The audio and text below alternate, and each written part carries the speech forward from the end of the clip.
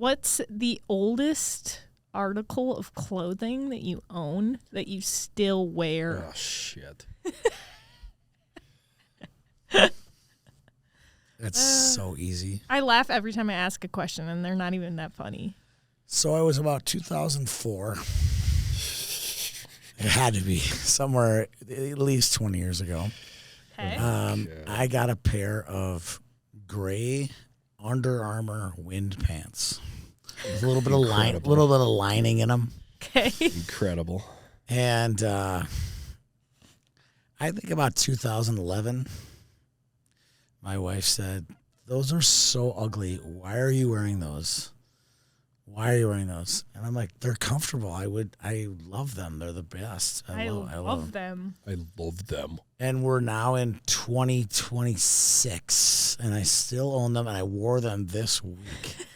They are tattered near the bottom, but they still fit. The reason is they're lined, so I could go for a walk with the dog. They're warm enough, yeah. So you don't wear them? Do you wear them out in public? What is public? The grocery store. Nah. But you wear them to walk your dog. Walk the dog. So your neighbors will see you. Wear them around the house. You know, I have females in my house at all time. So I always kind of got to be... That are constantly making fun of you for wearing tattered wind pants? I don't care. Don't care. They make fun of me when I breathe. Yeah. They make fun of me when I talk. They make fun of me when I eat. They make fun of me. That's their job, is to make fun of me. Fair. Kind of sensitive. That's what they say to me, too. They say that to me, too. So Kind of sensitive. I know. Hadley calls me Sensei.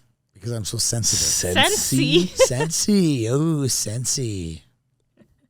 Jeez. There you go. There's my answer. I can't wait to hear this. I've known Peter for 15 years, and he still owns those red tennis shoes. It hadn't been 15 years. 11. It's been 11 years. I feel like Peter probably has some really old clothes. It just gives me vibes. I know. Well, I'm looking at my old Amazon orders. But I don't. So you're not saying you don't have something 22 years old? No, I don't fit into it anymore. How old are you? 33? 34. 34. 34. You don't have anything when you were 12? Probably not. That I still wear? No, I'm a different size than when I was 12. I'm a different person. Wait, are you trying to get him to beat your... Yeah, you can't. And you are how, 28? I'm turning 30 in 2 days. In 2 days, that's right. So do you Is it really January 16th? Do you have anything? Yes, when we're going, how many times do we have to tell you? You've told me 3. So do you have anything you remaining in your wardrobe? From when I was 8. Come on, you actually think about that? I had to think about that. There's no way. My sister, so like, you know what? But you know when you're a kid, and you like are obsessed with your older sibling, and you'll like wear anything they give you. Like my sister had all these bands that she loved, and she would like be like, "Oh, I don't want this shirt anymore," and then I would be like, "I want that shirt," but I didn't even know the band. Yep. Okay. Like I recently got rid of something she probably gave me when I was like 8. All right. Like T-shirts, I feel like from your older sibling, they fit you when you're 8. You wear them and they're way too big for you. Well, yeah, if you wear them and they're too big. I would wear anything my brothers wore. Exactly. I would wear anything. Yeah, she could give me something that I didn't even know the words on the T-shirt, and I would wear it. I remember my sister had a tan corduroy vest, and I thought it was the coolest thing ever. And I remember I wore it to school one day. A tan your sister's corduroy vest. Just for the record, I carried a lot of confidence into Anwatt Middle School. Just so you know. My siblings mocked me so hard when I came downstairs with her vest on. She goes, "You're gonna wear it to school?" I'm like, "Oh yeah." Did she give it to you? you? All the girls are gonna think this is the coolest thing ever, and they did, by the way. But no member of my family, including my mom and dad, said you should go to school with that on. I'm like, I don't care. I'm going. Like a shirt underneath it. Your sister's corduroy vest. I was straight John Travolta. This was like 1980. So I had like a collared shirt and a tanned vest. I was rocking it that day. God forbid a white boy get a little motion. I know. I was just rocking it. It was good. I had the down the middle, feathered hair. I really wish a picture of that existed. And like, my mom's like, "You're gonna wear that to school?" I'm like, "Yeah, I'm wearing this to school. I'm gonna look good." I go to Southwest, Mom. My mom and Watton at that point. Yeah, I would come home from school and my mom would be like, "You wore that to school, and your pants are unbuttoned, and your hair's like disheveled." My God, I would show up back like I had just came from a war when I came back from school. We had uniforms, so I would still make a uniform disheveled somehow. The oldest thing that I think I have is a long sleeve white T-shirt from a band that I love called DZ Death Rays. And I bought it at their concert. I found the picture on Twitter. I bought it on November 16th, 2016. I tweeted at DZ Death Rays and Dune Rats, and I said, "Hey, Christmas shopping done early. Thanks, guys." And I still have that shirt. It's 10 years old. I don't wear it as much as I probably should, but it also doesn't. Keep in mind, 10 years old is about the same ratio. It is, because mine's about a third of my life and about a third of his life, roughly, yeah. And then I have a sweater from the University of Jamestown, which was called Jamestown College at that point, that I got in, I think, 2011. But I don't wear it very much. It is destroyed. Oh, yeah. Like, the collar is disgusting. The cuffs are falling apart. So I have 15. Oh, yeah, I have 15 years is probably the oldest. Mine's probably like 15 years old because my mom gave me a sweatshirt from Concordia because she went to Concordia College. That's a keeper though. And Don't get rid of but that. I used to wear it more often. I still wear it, but it is like the frayed. There's holes in the sleeves. There's paint and random stuff on it. I have forgotten the question at this point. Oldest art of cool clothing. Oh, God. Yeah, Come on.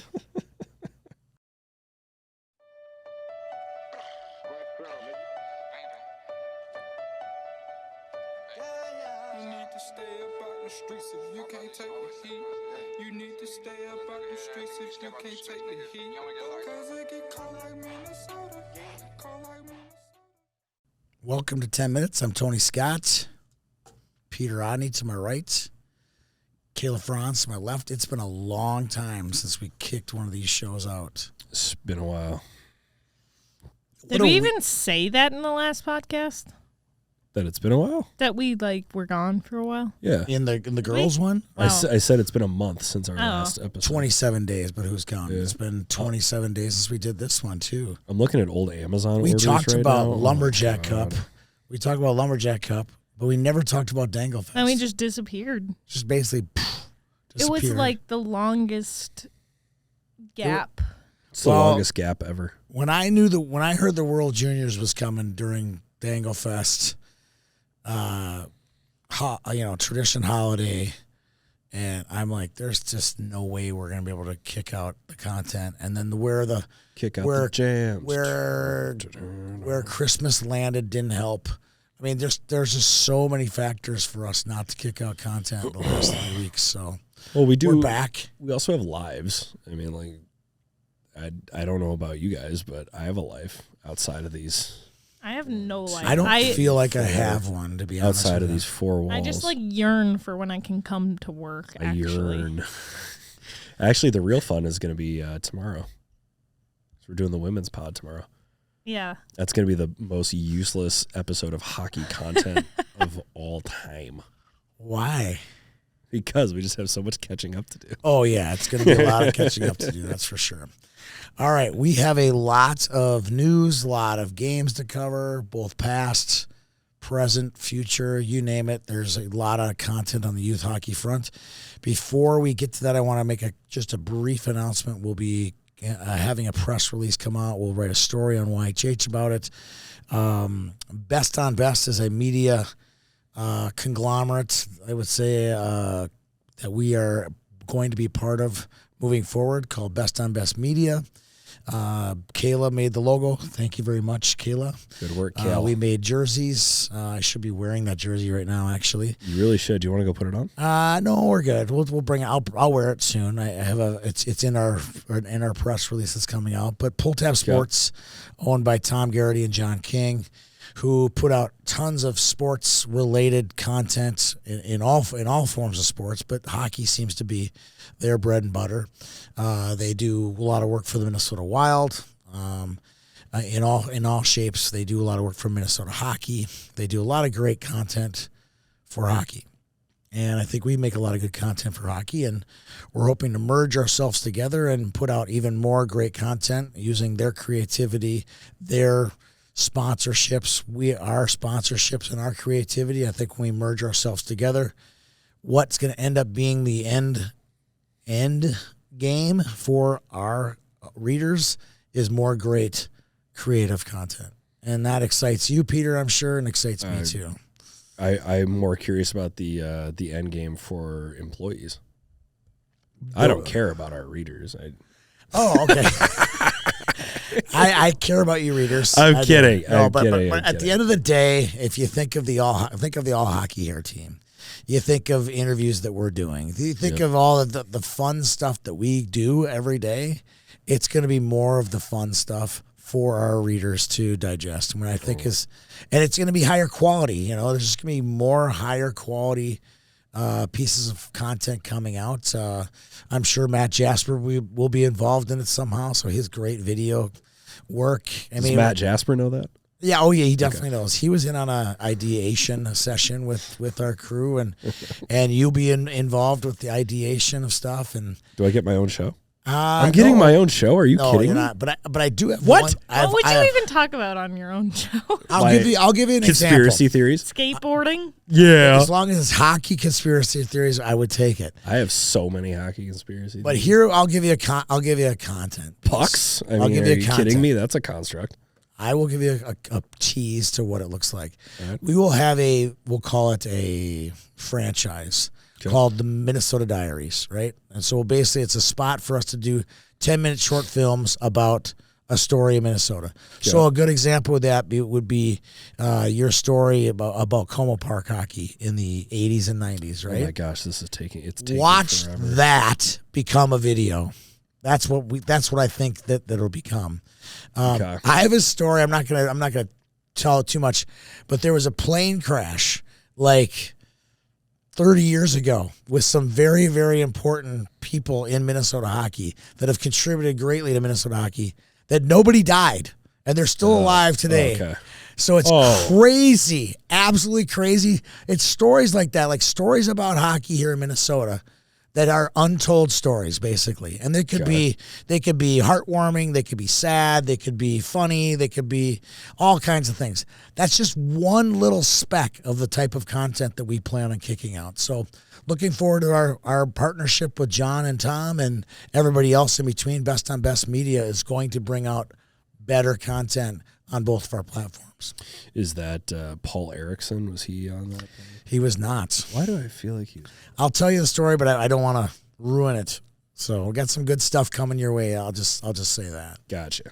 All right. Games of the past, since we've been gone for 20 plus days, there's 1 million tournaments that have been played. We've hosted 2 of them. We have. And they were huge. One was four levels. One was 6. They're very large. So you have most of them. I got like 3 of them. You want to rip off who won these tournaments and who the leading scorers were? Yep, I've got the first 2. I've got Lumberjack Cup and the Danglefest. Yes. Lumberjack Cup, which is starts in Blaine, ends in Stillwater. Yes. Right next to each other. PWB Orono emerges as the champion. That team is really good. That team is good. And Sam Ward of Orono was the leading scorer for the tournament. He's a big kid. He had 9 points. They had another kid in their team. I think last name Walker was the MVP. That kid was a maniac out there. I just remember his last name. I don't remember his first name, but he was really good. Was it Sammy?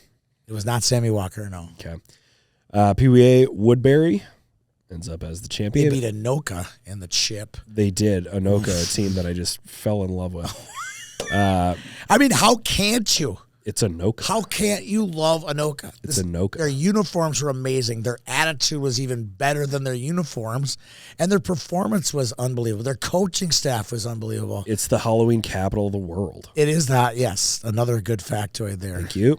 One of their coaches, and I don't even like, I hate to say this, I don't like those big hat things where you put the hat on. It's this big, gigantic hat. You know, you've seen them, right? I don't like have. I don't like them. I think they look kind of dumb. Okay. This guy was impressive. He carried that hat. He had that thing. He walked the walk. He was big hat, legit. And I now have new respect for the big hat because of this guy. I'm like, I got to get a video of you. I just have to and then the coach, one of the other coaches, came rocking in the Christmas suit. I mean, like, if Anoka's not your favorite team, there is something wrong with you.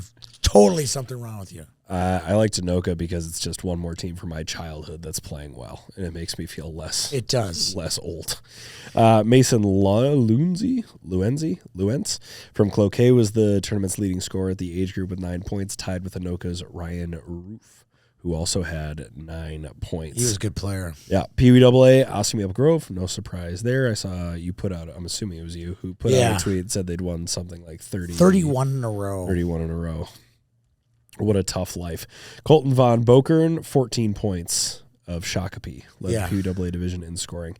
Bantamay, we had a really cool matchup.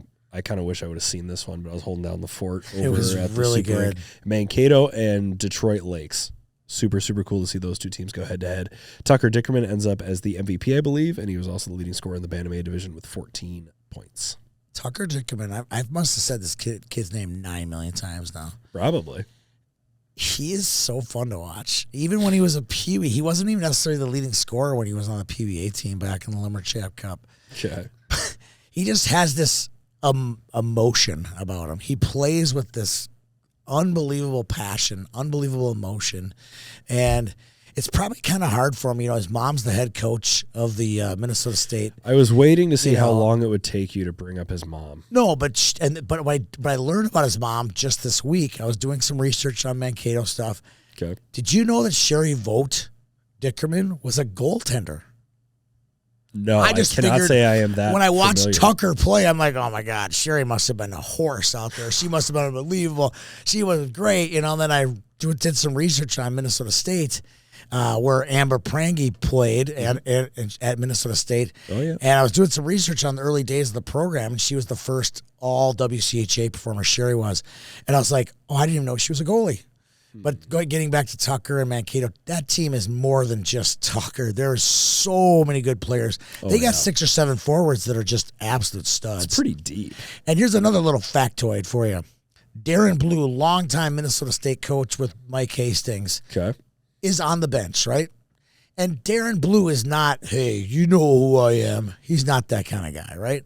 I hate to say it, I probably wouldn't know. But Darren's the kind of guy, he's on the bench doing what a long-time Division I coach should do. He is mentoring the other coaches. He's mentoring these players. He's teaching these guys the game.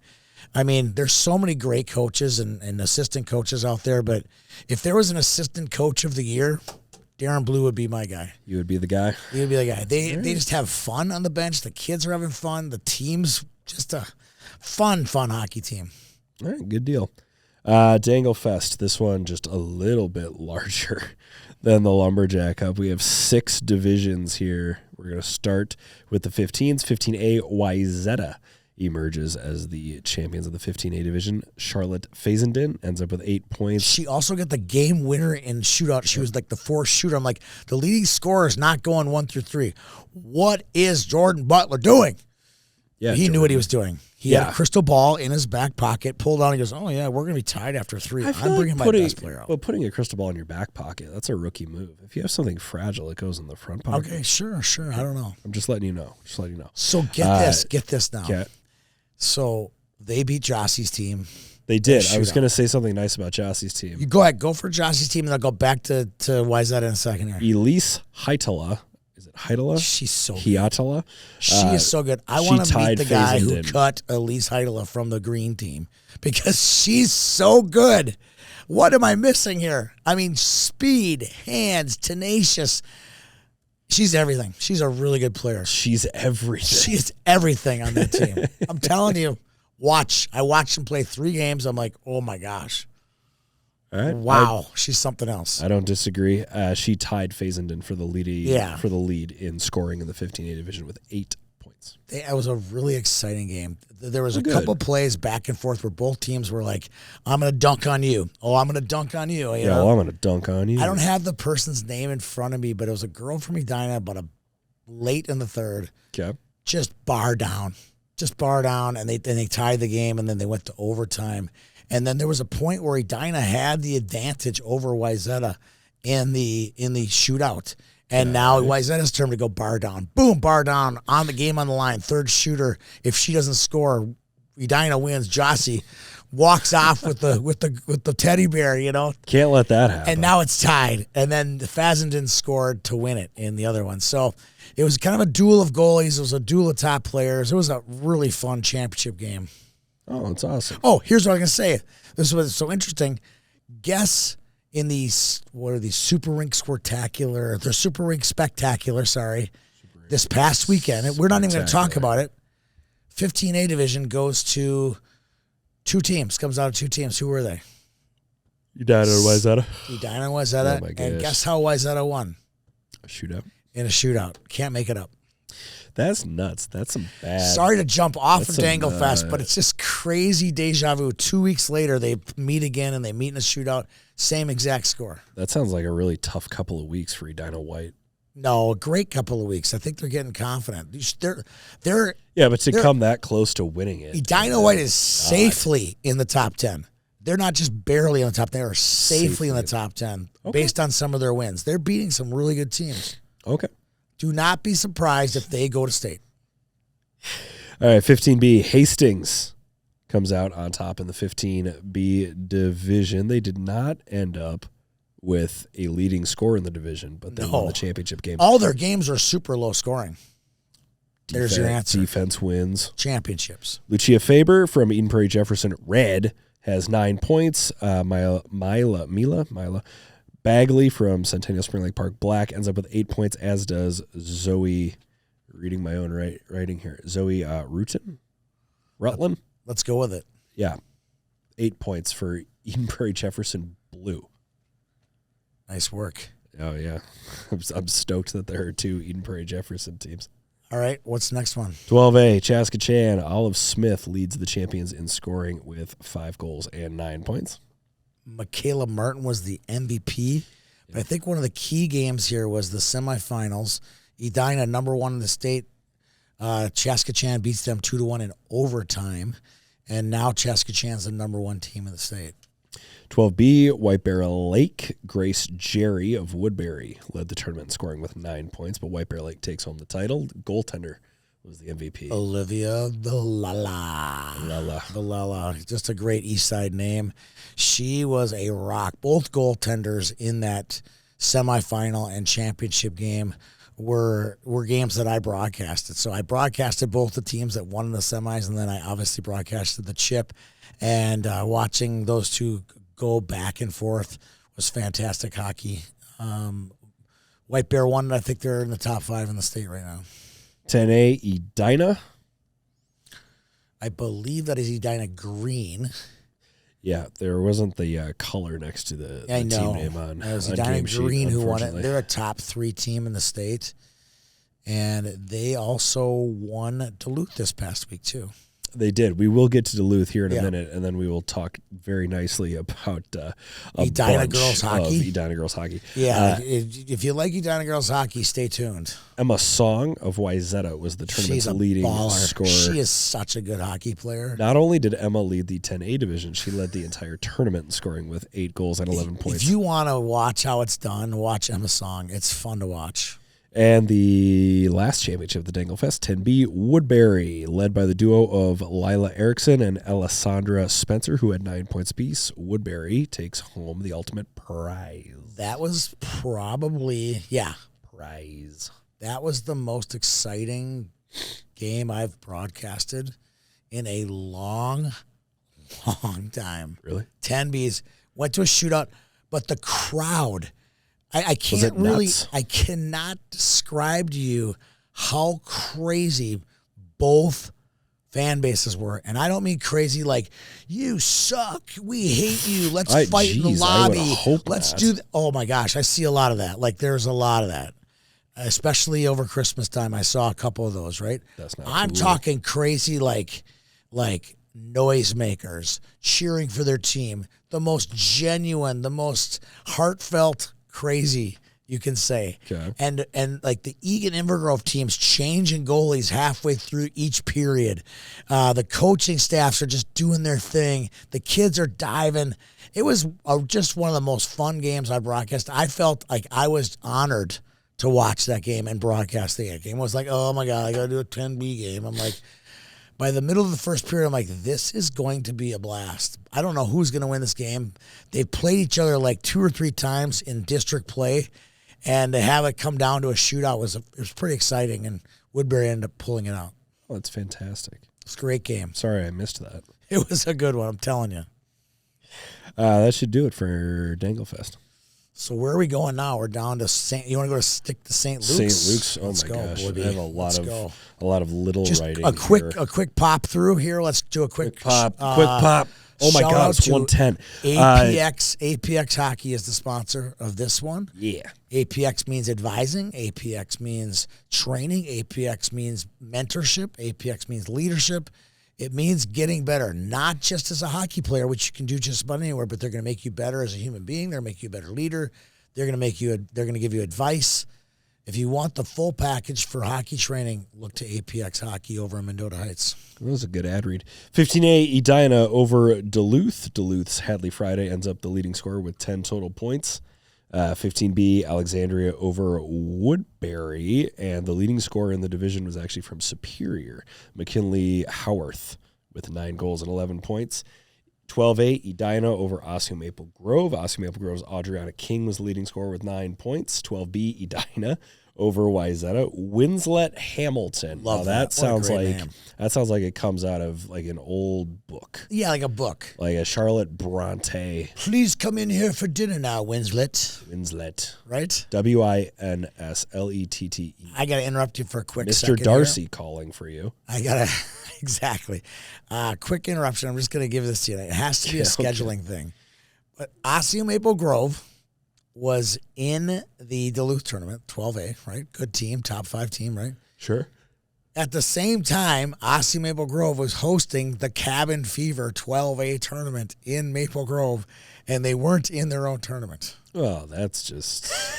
It's like having an Airbnb. It was just hilarious. And I think what happened was, because I remember Ryan went out to the Cabin Fever last year in December, so I think they moved the tournament, and they moved it on top of the St. Luke's. So the coaching staff probably over at Osseo goes like, no, we're playing in the St. Luke's. We're not playing in our own tournament. So Interesting. it was kind of interesting. I was like doing this. I even texted Chaska Chan, who won the Cabin Fever. I go, is it true that OMG was not in their own tournament? And they're like, yeah, it was a little weird, but it was a little weird, but everybody... The guy like Eric Jensen, the coach for Chaska Chan's like, yeah, but it was great hockey. And I'm we got sure some it good was games. fine. It was fine by me, but anyway. Anyway, where are we at? St. Luke's. Oh, 10A, Winslet 10A, Hamilton. Yeah. 12 points to lead the division in scoring. 10A Edina with its 4th championship at the St. Luke's over White Bear Lake, score of 1-0. Ruby Eichhorn from Hibbing Chisholm ends. She was the leading scorer. With 8 goals. Yep. 10B Woodbury over Western Wisconsin. There's that Woodbury team again. Yep. Liv Tapper of Cannon River was the division's leading scorer with 12 points. And 10B2 Cloquet Esco Carlton with a 6-0 win over Hibbing Chisholm.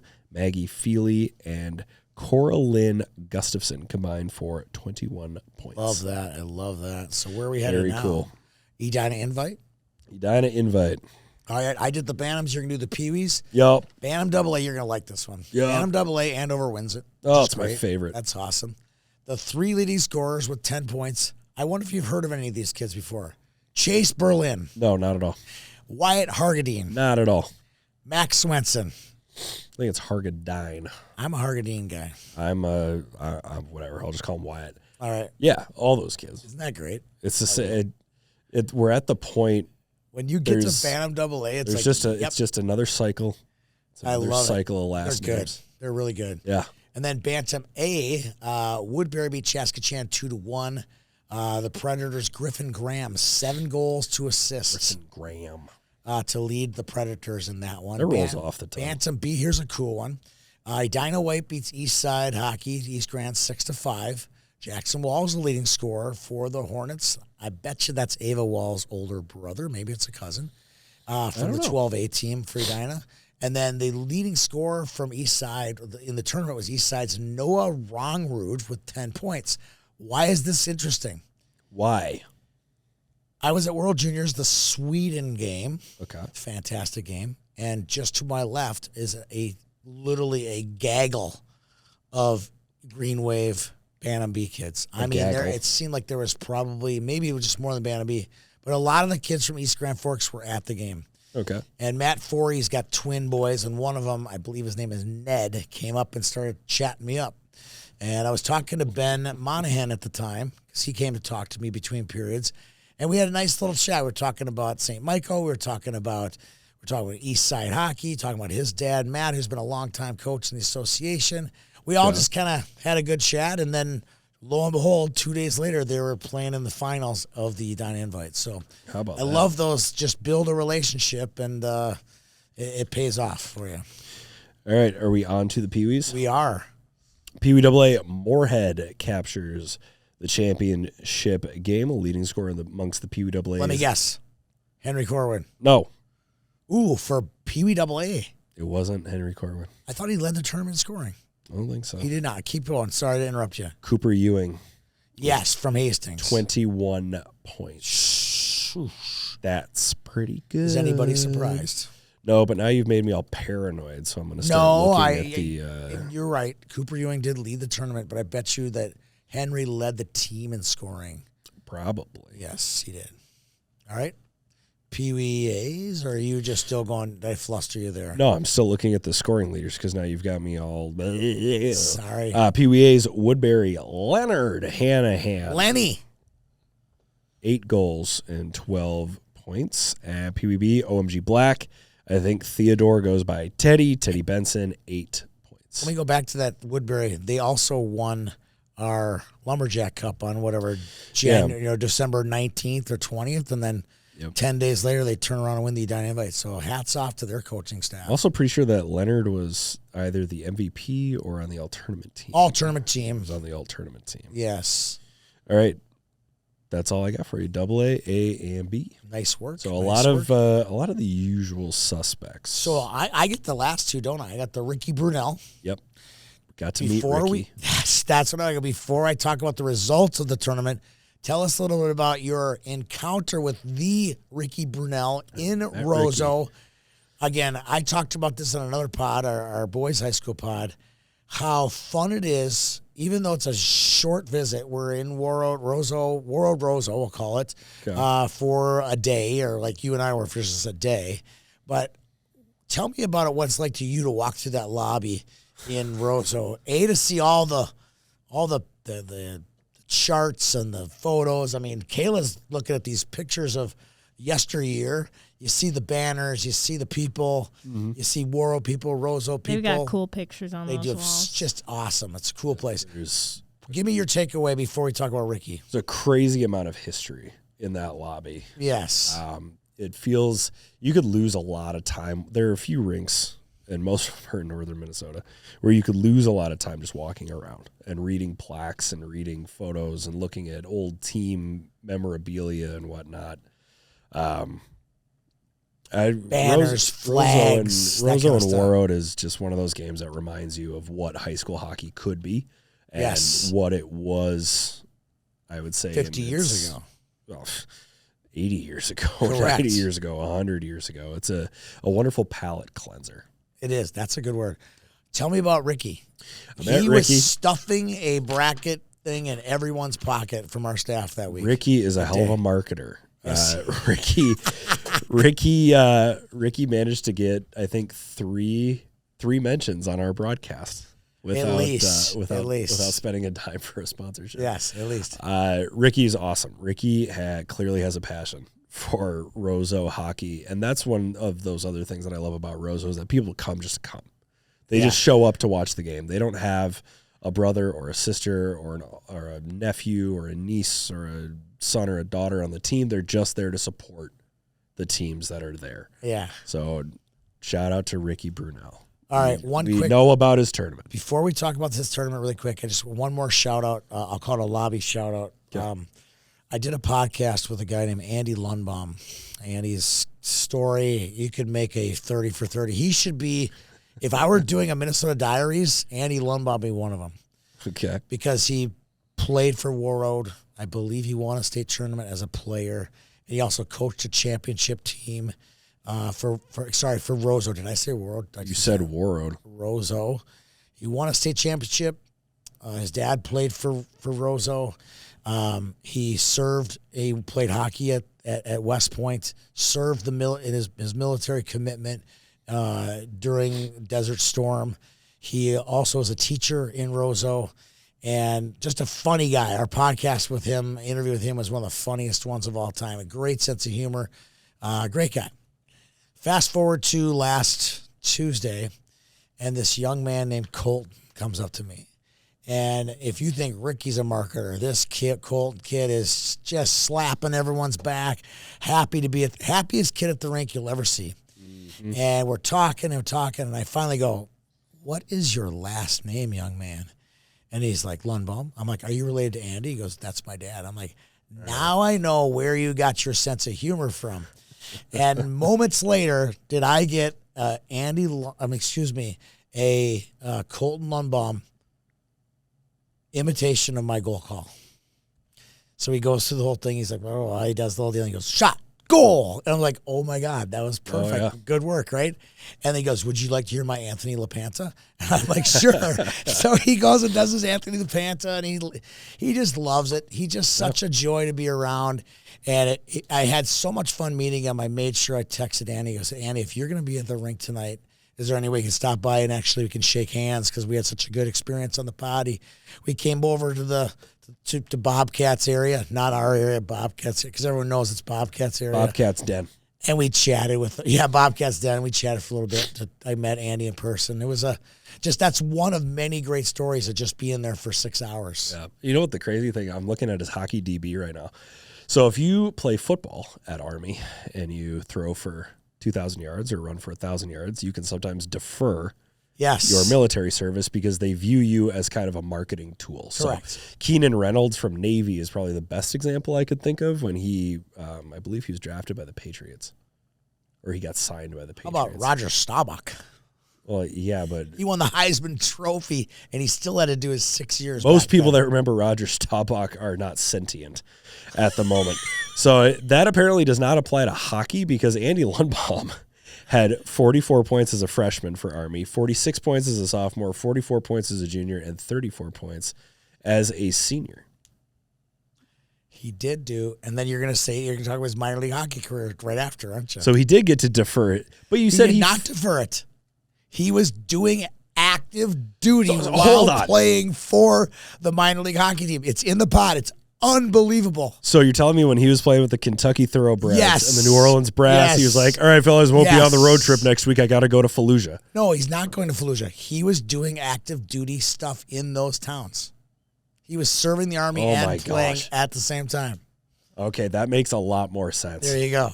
That's so I was thinking, how would you even do that? Would you hop on a cargo plane from back and forth? And then when he gets done with his service, he goes back and becomes a social studies teacher at Roosevelt. Like, talk about the greatest social studies teacher of all time. Yeah, I went to West Point. I served in the Army. I did these things. I actually served my country in battle. I mean, what a guy. And he's funny, too. So I would love to spend one day, at least 1 hour, just sit through one of his social studies classes because I would learn a lot. In the late 90s. And I'd probably get a laugh or two because he's pretty funny. I'm not sure if that was Desert Storm. It was Desert Storm 9/11. 9/11 is when he served. Desert Storm 2. Look at the years. It was 9/11. Yeah. After 9/11, his hockey, does he play in 2002? Because I feel like after 9/11. Yeah, 02-03, he did squeezed 50 games between the San Antonio Rampage and the Laredo Bucks. Yeah, he went to camp with a lot of NHL camps too, and then got bumped down. But good dude, fun stuff. Okay, Ricky Burnell. Let's see, Ricky Burnell. Warroad wins it. They outscore their opponents 213-6. Charlie Marvin had 413 points. I'm joking, but it was high. 59 to like 17. 59 to 12. 12. At least they didn't have to drive far. No, that's true. Charlie Marvin, Easton Lee, and Austin Malport, all leading scorers for that team. We watched a really good Warroad team the other night in Roseau. Can you imagine what's going to happen when those three enter the chat in Warroad? They're going to be very good next year. I would say give it 2 years. I know, but next year they're going to be really good. 2 years from now, I agree. You got to give them a year to get used to. But Gavin Anderson will be a senior, so that's a good class too with Casey Hendrickson. I think next year is going to be the next 2 or 3 years are going to be a lot of fun. A lot of fun. It's going to be a lot of fun. A lot of fun. Actually, so much depth. So much depth. 8A is going to be a lot of fun. It is going to be very good. Very good. Okay, they're going to keep Jay Hardwick for a little bit longer. Yes, Big Ole tournament. This is in Alexandria. There was a Bantam B and a Bantam A. For the sake of this show, we'll only talk about the Bantam A. Guess what? Our good friends Mankato back in it, but they don't lose a game. They go 3-0-1 on the weekend, and they don't get to play for a championship.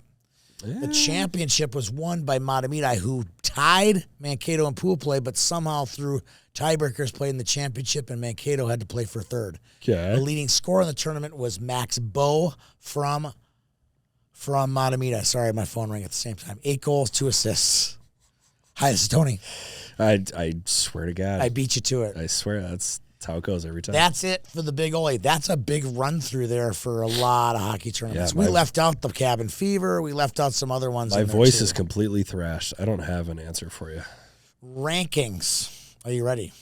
Rankings. Yes. You want to do a quick breakaway read, and I'll prepare the number 4 teams in the state at boys and girls hockey. Breakaway with Breakaway. BreakawayAcademy.net to learn more about Breakaway Academy, which now has 2 locations, one in the Twin Cities Metro and one in Norwalk, Connecticut. So for any of our East Coast listeners, Norwalk, Connecticut.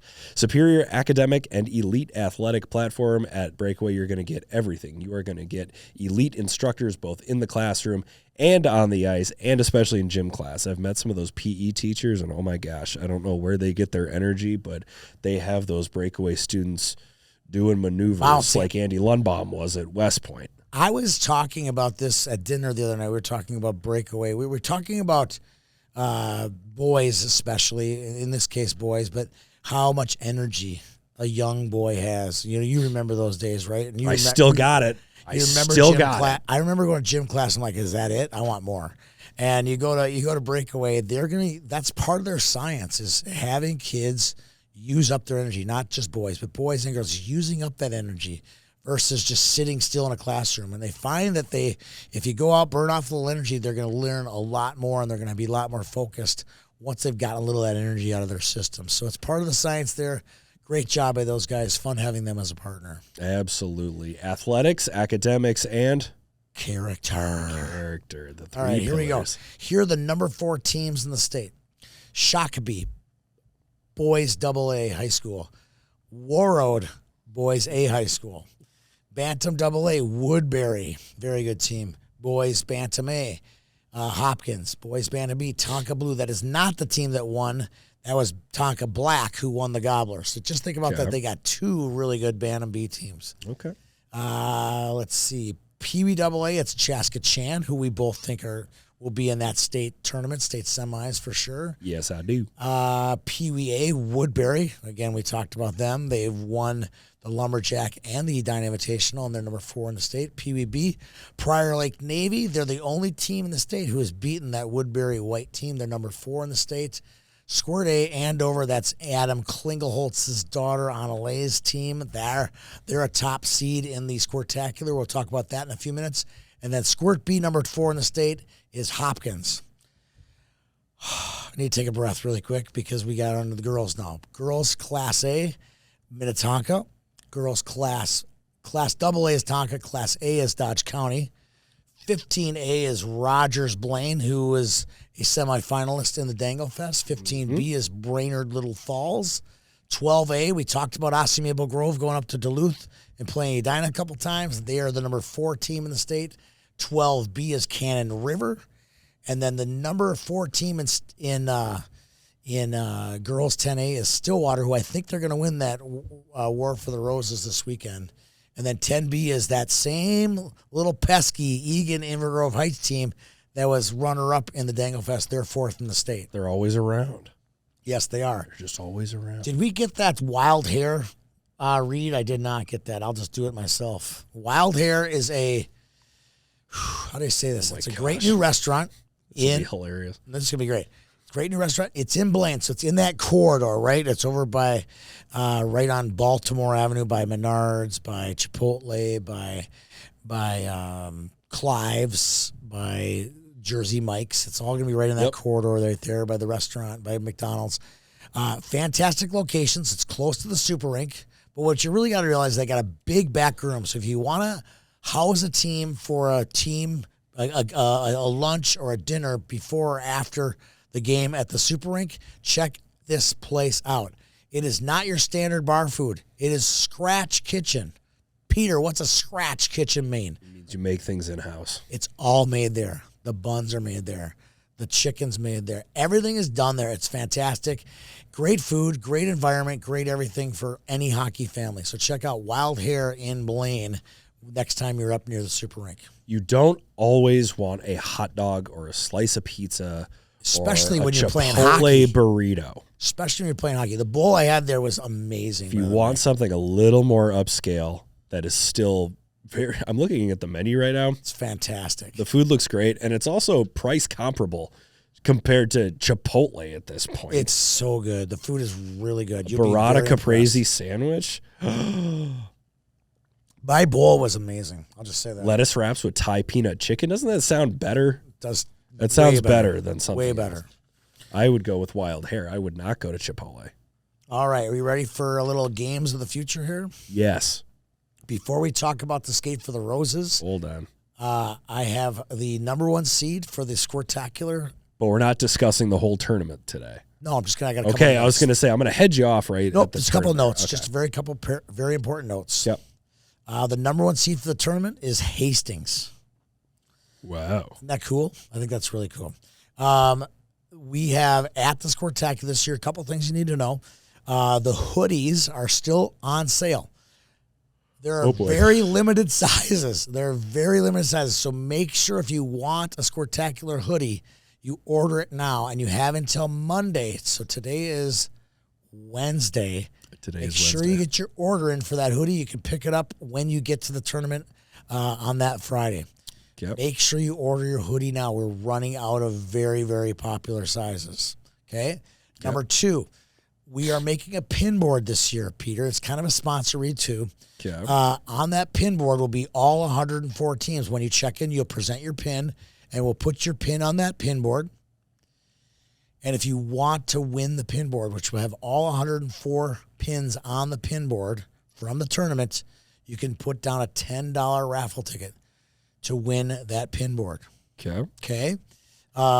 Now, the cause is Skated Forward, which is the Minnesota Wild Foundation program. Every dollar given that we will give to the out of the raffle, let's say it's $1,000 or $2,000, dollar for dollar will be matched by TRIA. So if we raise $2,000, $4,000 will be contributed to the Pay It Forward, which is now has 11 associations with their paying for hockey for kids' first year of hockey, and they're great organizations. Edge comes one of them.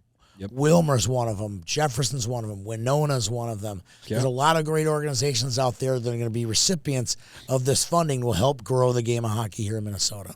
So fantastic. Great pin board, great opportunity. Just make sure you buy your raffle tickets because it's going to be cool. Get your raffle tickets here. All right, so that's a little bit of Squirtacular chatter. Are you ready for Skate for the Roses? Yeah, you scared the crap out of me with Squirtacular on here, though. I was like, no way, dude. You're a week early. I just want to announce that these seeds are out there. You can go see your team in the brackets. Fantastic. Okay. All right. Skate for the Roses is coming this weekend at St. Cloud. I want St. Croix. St. Croix Rec Center. Do you know it's actually pronounced St. Croix? No, it's St. Croix. St. Croix. St. Croix. St. Croix. All right. There's literally ranked teams in every division. 10 Of course there are. A all the way to 15B. 10A, Stillwater is the highest ranked team. That team should win it. Stillwater, no, highest ranked team is Orono Westonka. I take that back. So Stillwater, Orono Westonka, Park Cottage Grove, Lakeville, a lot of Team Minnesota girls on those rosters. Should be fun to see that one. 10B, I can't remember. Oh, Stillwater Red and Orono are in this one. 12A, which is my favorite division right now. There's so many good teams. Like I do the rankings every week. It's like, it's like a feast. Who's gonna There's pop so up? many good teams. Who's gonna pop up now? That's Blaine and Centennial Spring Lake Park. I'm pretty sure the organizers of the tournament put those two teams from the same district in the same pool. Boo. All right, Orono Westonka, great team, and then we get Warroad coming down from 6 hours away to play in that division. I love it. All right. 12B, Orono Westonka again, and Osseo Maple Grove, two good teams at 12B. 15A, check this out. Speaking of the St. Luke's last weekend, All right. Stillwater's in it, Osseo Maple Grove's in it, Very Duluth's in it, and Edina Green is in it as well. So Okay. some good 15A teams in that division, so some good hockey there. And then 15B, Alex, one of the top 10 teams in the state, Bloomington Red, not Blue, who we talked about. And guess Red, not who? Blue. I don't know. Maybe they're in it. I'm not sure. But Bloomington Red is ranked. I'm just talking about the ranked teams. Okay. Guess who else is in it, Peter, at 15B? Hastings. Hastings, the winner of Danglefest. So it's like you go back, if you go to St. Luke's or you go to Skate for the Roses, it's like old home week. They've all played in our Danglefest. It's fun to see these teams and see how they progress through the season. All right. How about that? How you like me now, Peter? I always did like you. I wasn't sure about that. I always did like you. All right. Notice I haven't played Devil's Advocate. You haven't played at Devil's all. Advocate. That was the different show where you Devil's Advocate of me. All right, let's wrap this thing up. Roses and Thorns. You got a rose, you got a thorn. You did a lot of work the last few weeks. What do you got? Oh, geez. My rose would go out to, and I still have to write these little thank you notes. Yep. There were a few people who were super, super cool at World Juniors. Francis Forte. I don't know if he goes by Frank at all. I like him. Francis, I don't know how he made it through the entire... What a guy. I don't know how he made it through the entire week. Sam Johnson was also really helpful with helping schedule the interviews that Kayla and I did with the head of security and the senior event manager. And there was, gosh dang it, there was one other person. Oh, Kathy.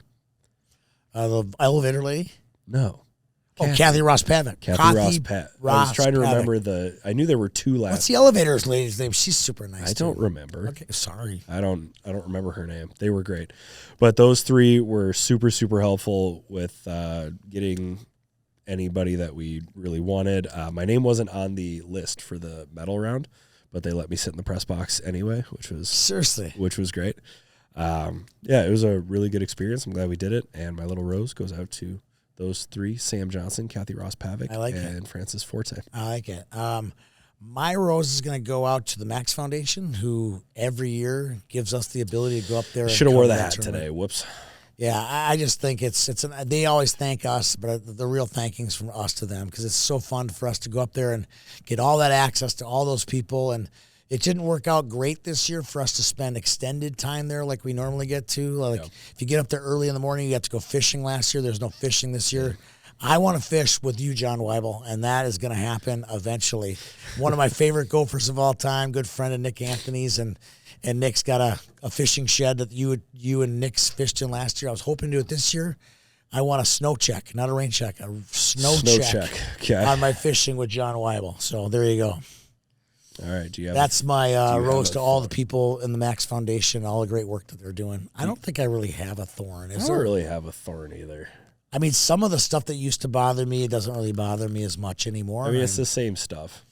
Yeah. I mean, it very rarely changes. We haven't had a tournament for a couple of weeks, so I don't have any personal stories about. Yeah. I mean, my only thorn would be just kind of a broad stroke. Don't make personal attacks on social media. And someone made a personal attack on one of our people this week, and quite frankly, didn't care for it, and that person knows who they are, so the thorn goes up to those guys.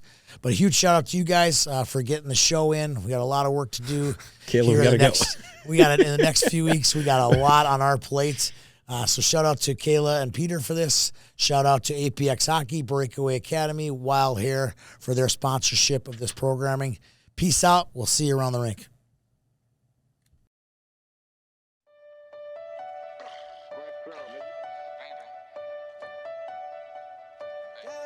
You need to stay up out the streets if you can't take the heat.